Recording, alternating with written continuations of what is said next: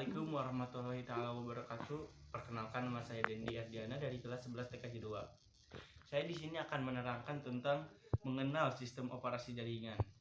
Yang pertama, pengertian sistem operasi. Sistem operasi memiliki peranan penting dalam mendukung perkembangan teknologi informasi. Semua ini karena hampir semua aplikasi dikembangkan berjalan di atas sistem operasi. Sistem operasi merupakan sebuah program mengendalikan semua fungsi yang ada pada komputer. Sistem operasi menjadi basis landasan perkembangan aplikasi untuk user. Secara umum, semua sistem operasi memiliki 4 fungsi, yaitu: pertama, pengendalian akses terhadap berbagai perangkat keras yang terhubung ke komputer, manajemen perangkat keras. Yang kedua, pengelola file dan folder, manajemen file dan folder. Yang ketiga, penyediaan user interface sebagai jembatan antar user dengan perangkat keras komputer. Yang keempat, pengelolaan aplikasi user. Yang kedua, pengendalian perangkat keras. Akses terhadap berbagai perangkat keras yang terhubung pada komputer disediakan oleh sistem operasi melalui suatu aplikasi yang dikenal dengan istilah driver. Setiap driver dibuat untuk mengendalikan satu perangkat keras.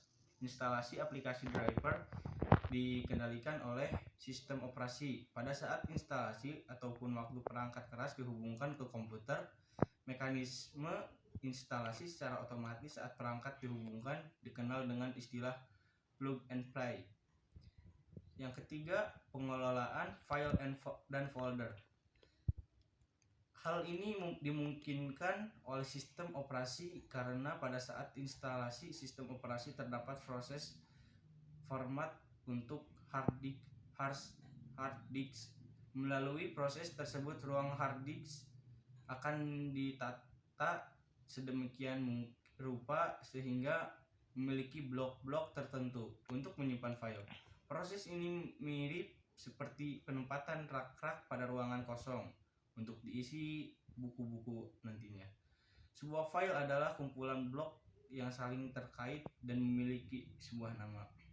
Folder merupakan sebuah penampungan yang dapat berisi file-file ataupun subfolder lainnya. Setiap file-file yang terkait dengan program komputer ditempatkan dalam folder tersendiri untuk memudahkan pencarian file. Yang keempat, manajemen interaksi. User dapat menggunakan komputer melalui aplikasi yang ada terinstal di komputer. Setiap aplikasi menyediakan interface untuk menerima interaksi yang mungkin dari user. Terdapat 2 jenis interface yang dapat digunakan untuk berinteraksi dengan user, yakni yang pertama, command line interface, disingkat CLI. Interaksi user dengan sistem dilakukan dengan mengetikkan serangkaian kalimat perintah untuk dikerjakan oleh komputer. Dan yang kedua, graphical user interface, disingkat GUI. Di sini interaksi user dilakukan melalui sekumpulan menu dan icon yang dapat dipilih oleh user untuk memberikan berbagai perintah komputer. Dan yang kelima, aplikasi manajemen.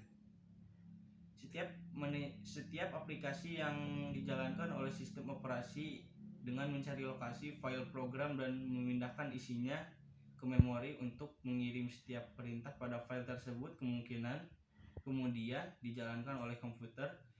Aplikasi user di sini merupakan aplikasi digunakan oleh user untuk menyelesaikan sesuatu tujuan tertentu. Fungsi manajemen adalah aplikasi user ini dapat meliputi 1. Install proses menempatkan file-file program pada sistem komputer termasuk konfigurasi program tersebut. Uninstall proses untuk menghapus file-file program beserta konfigurasi dari komputer.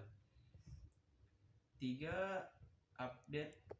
Upgrade proses untuk memperbaharui file dan program. yang telah terinstall selain memiliki fungsi manajemen di atas. Sistem operasi modern juga dapat memiliki kemampuan sebagai berikut. Yang pertama, multi-user. Dua atau lebih user dapat bekerja sama untuk saling berbagi pakai gunaan aplikasi dan sumber daya, seperti printer pada waktu yang bersamaan. Yang kedua, multitasking. Sistem operasi dapat menjalankan lebih dari suatu aplikasi user. Yang ketiga, multiprocessing. Sistem operasi dapat menggunakan lebih dari satu CPU atau Central Processing Unit. Yang keempat, multi-threading. Setiap program dapat dipecah ke dalam thread untuk kemudian dapat dijalankan secara terpisah atau paralel oleh sistem operasi. Kemampuan ini juga termasuk bagian dari multitasking pada aplikasi. Yang keenam, operasi 32 bit dan 64 bit. Terdapat dua perbedaan antara sistem operasi 32 bit dan 64 bit. Yang pertama, sistem operasi 32 bit hanya mampu menerima RAM maksimal 4 GB, sedangkan sistem operasi 60 byte mampu menggunakan lebih dari 128 GB RAM. Yang kedua, manajemen memori dari sistem 64 byte juga lebih baik sehingga mampu menjalankan proses pada aplikasi lebih cepat. Windows, Ubuntu, dan OpenSUSE merupakan contoh sistem operasi yang mendukung arsitektur 32 byte. Dilihat dari penggunaannya, sistem operasi dapat dibedakan menjadi dua kelompok besar, yakni yang pertama, sistem operasi desktop yang digunakan di kantor-kantor small office atau home office Soho dengan jumlah user yang sedikit. Sistem operasi jaringan, network operating system atau disingkat NOS, didesain untuk dapat melayani user dalam jumlah besar untuk berbagai keperluan dan banyak digunakan pada perusahaan berskala besar. Yang ketujuh, sistem operasi desktop. Sistem operasi desktop memiliki karakteristik sebagai berikut. Yang pertama, mendukung menggunakan oleh satu orang user. Yang kedua, berbagi file dan folder jaringan kecil dengan keamanan minimal. Saat ini di pasar, sistem operasi desktop yang paling banyak digunakan terbagi ke dalam tiga kelompok besar, yakni Microsoft, Windows, Apple Mac OS, dan Unix atau Linux. 8. Sistem operasi jaringan. Sistem operasi jaringan memiliki karakteristik sebagai berikut.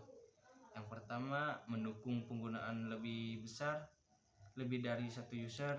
Yang kedua, menjalankan aplikasi yang mampu digunakan lebih dari satu user.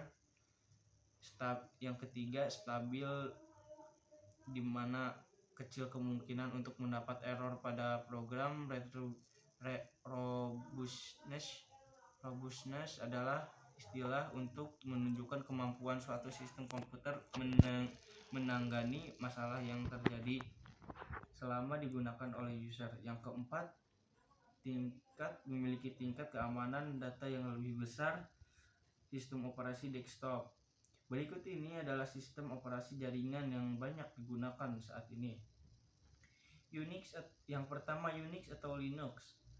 Ini merupakan sistem operasi yang paling banyak digunakan sebagai server saat ini.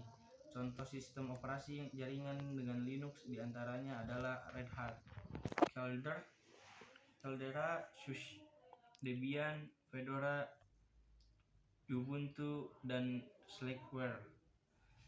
Yang kedua, Novel Network. Di tahun 1080-an, ini merupakan sistem operasi pertama yang memenuhi semua persyaratan untuk membangun sebuah jaringan komputer lokal.